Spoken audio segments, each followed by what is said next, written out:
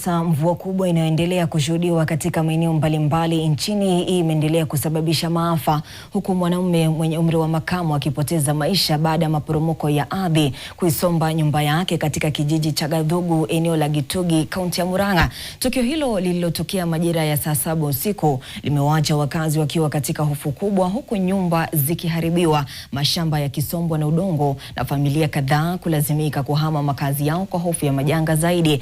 Maporomoko hayo yalitokea baada ya mvua kubwa kunyesha kwa saa kadhaa na kusababisha udongo kuporomoka na kuifunika nyumba aliyokuwa amelala marehemu. Wakazi walijaribu kumwokoa lakini juhudi zao hazikufaulu.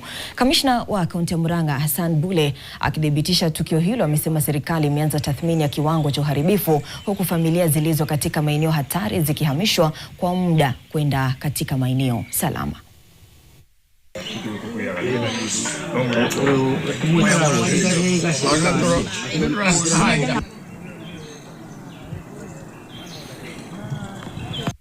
Tuko hapa kusaidia familia na watu wa eneo hii waweze kuanza kuondoka kwa eneo hii ambayo inafanyika maathiriko haya ya mvua. Kwa saa hii wataweza kuondoka hadi wakati ile mvua itaweza kuisha, ili waweze